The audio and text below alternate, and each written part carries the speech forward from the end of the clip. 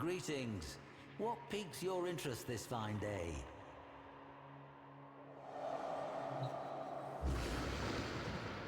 Impressive, isn't she? The relentless hunting shadow of the Knight of Naga Drums. The last thing many an Orokin lord ever saw. Voruna, she-wolf incarnadine. The heart of the pack, hunter of god prey. We remember her as a primal horror. The pitiless devourer, stalking burning cities of white and gold, slavering for godflesh. This was not always so. Once, Voruna was the obedient guardian of the Circulus, the holiest of Yuvan temples, upon none other than veiled Lua. Like a loyal beast, Voruna would roam Lua with her 4 steel-maned wolves, the stealthy Dinar, invigorating Raksh, the stalwart Lycath, and the fierce Ulfron. But what they were sworn to guard was perverse, wrong. In a ceremony reeking of Kuva, the Orokin candidate would force their consciousness into the new chosen body, the Yuvan, consigning the mind of the hapless former owner to oblivion. They call this life-extending process continuity. Executor Tuval was one of the ruling 7 and head of the Yuvan clerisy, high-ranking officiators who enacted the hideous ritual, all of whom were now all dead, torn apart, all save for Tuval, now a man pursued. He abandons his family to that night of horrors, his friends to the flames, and whips his slaves to ferry his decrepit, dying body to his personal ship. Destination? Void-locked Lua. Purpose? To initiate one final ceremony. To trade one last body, one last life for his own, before the Empire burned. To slip the noose and escape the relentless hunting shadow that had, one by one, in just one night, found and eviscerated every last one of his clerisy peers. The shadow that had once protected them. I never liked Tuval. What followed made me loathe him even more.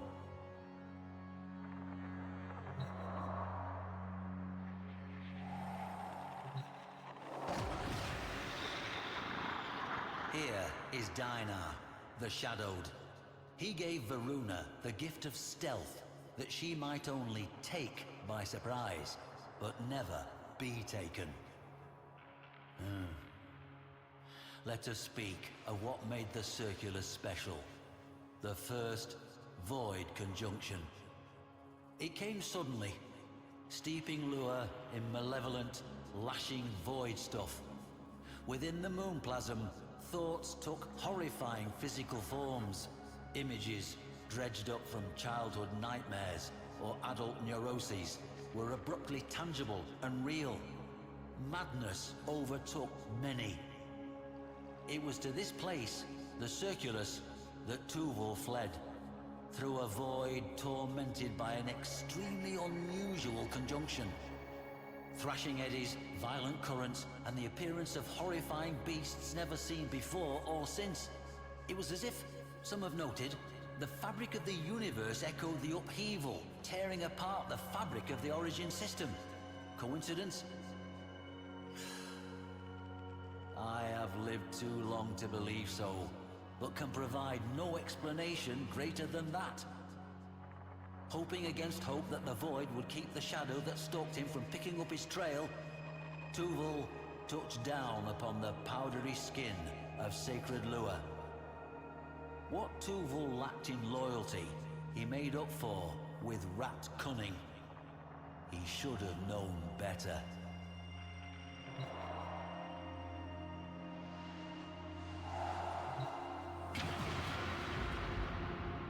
It is unclear precisely why Lua is a site of very special void conjunctions, but enacting continuity within the Circulus and Uvarium thereupon guaranteed a safe and strong transition, so long as certain rituals were correctly observed. A privilege reserved only for the Seven themselves. Imagine the scene as the innocent Yuvan would have witnessed it. The vivid insanity of it all. The appointed soprana bridging the gap between worlds with her song. The Orokin executor shrilling the ritual words. The bone-white void creeping in on all fronts. The Kuva steaming scarlet in its glass bowl. And the imposing wolf giant, Voruna, pacing the perimeter. 4 loyal wolves at her side. This wolf you see here is Raksh, the Defender, Voruna's own loyal guardian, as she protected her Orokin overlord from whatever madnesses the Void Conjunction would bring, of which there were many. And on that night, Tuval had no such guardian. Quite the opposite.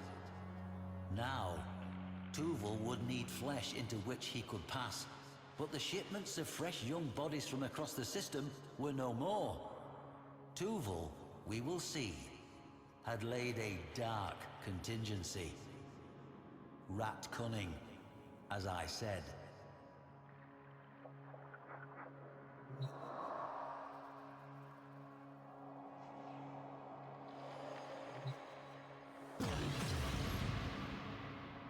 The third of Voruna's wolves, Lycath, the stalwart brother, the provider, and soul of the pack. We know that Voruna and her wolves had served rite after rite. She had watched the mists and savagely destroyed anything that menaced the ceremony, flanked by Lycath's fury. The Yuvan ceremony, continuity as they called it, was an obscenity. The Orokin elite, aged and foul, would slouch and leer as the Yuvan, young men and women, cultivated on Red Mars and worlds beyond for this dire purpose, were paraded before them. They would make their choice, conduct the ritual, and then, well, that young life would be gone.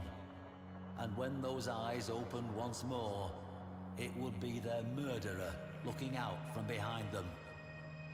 Is it any wonder Voruna, freed from the leash of loyalty, was so intent upon making a meal of the Yuvan clerisy? I think not.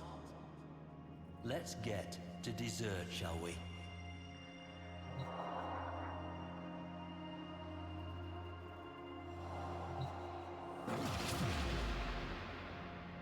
Behold, Ulfrun the Fierce, the most formidable of Voruna's sept. Executor Tuval scrambled to set up the ritual room. This time, the ceremony was different. Instead of a soprana, there was a mere mandochord playing automated notes. And instead of the prepared Yuvan, there was a most unusual cryopod containing a young child sleeping peacefully. The aforementioned contingency. In Tuval's hands, so it is said, were an artifact and a codex belonging to none other than Albrecht Entrati himself, father of void travel, and a man who had sacrificed his sanity to it. Tuval opened the book to pages strange and profane. We know this, having retrieved it from the site much later. It is my belief that Tuval intended to protect himself from the horrors the Void would unleash, using what amounted to a madman's grimoire. A desperate act indeed. I like to imagine that as he parted his withered lips to begin the ceremony, to call down the Void, that was the moment he heard Ulfrun's ravening howl.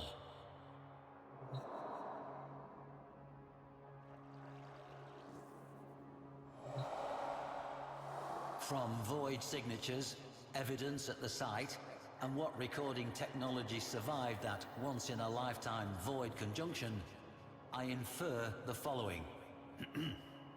Forgive an old man some dramatic license. The kuva was poured, the lamps were lit, and the ritual of continuity began. As Tuval intoned the barbarous versicles of continuity, a horde, the breadth of which had never before been seen at such a ceremony, massed in the gathering void. Things with two heads or none, lopsided, broken-horned, perhaps drawing their being from Tuval himself, as if expressions of his vice. At this moment, I believe Voruna and her pack attacked, hoping to end the ceremony before it began. No such luck. The circle's site was later found to be treacherous with the remnants of slain abominations. Voruna and her wolves tore into the manifestations, rending with axe and fang, while Tuval droned on, panicked. The pack hacked and tore their way through the throng toward him. Why was Tuval not the first to fall? I cannot answer.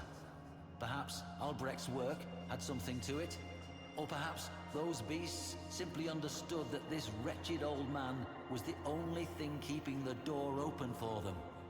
Tremors shook the surface of Lua, and a great cry rang out, like that of a mother crying for her children. Tuval sweated.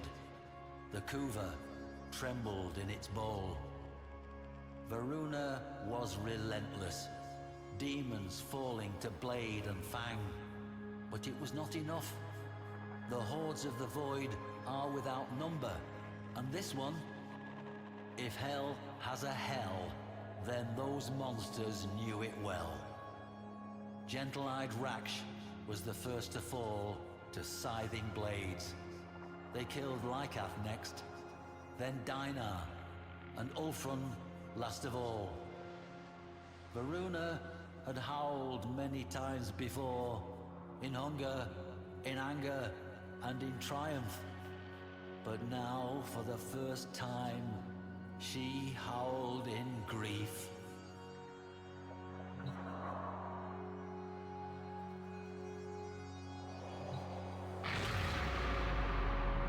Voruna trod and swung without relent toward the circle, carrying by their silver scruffs the severed heads of her fallen, beloved wolves, severed from their dead bodies by her own hand.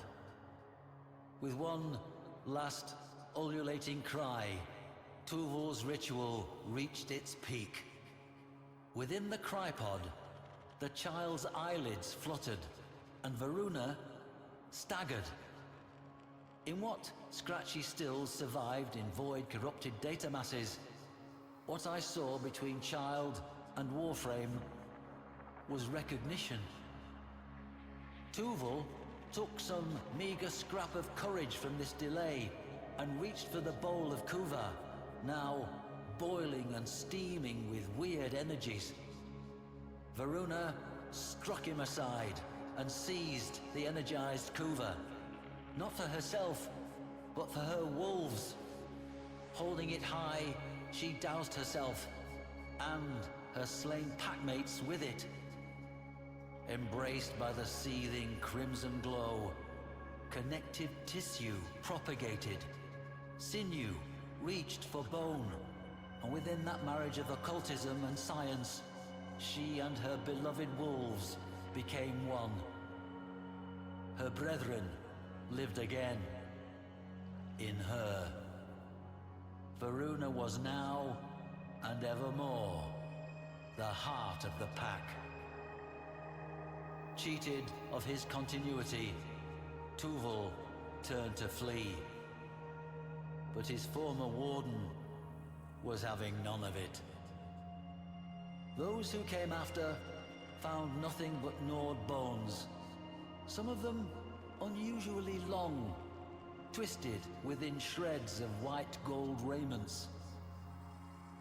Good. I did salvage one final image from those void-corrupted data masses, however. That of Voruna herself, striding back toward her craft. the child cradled in her arms.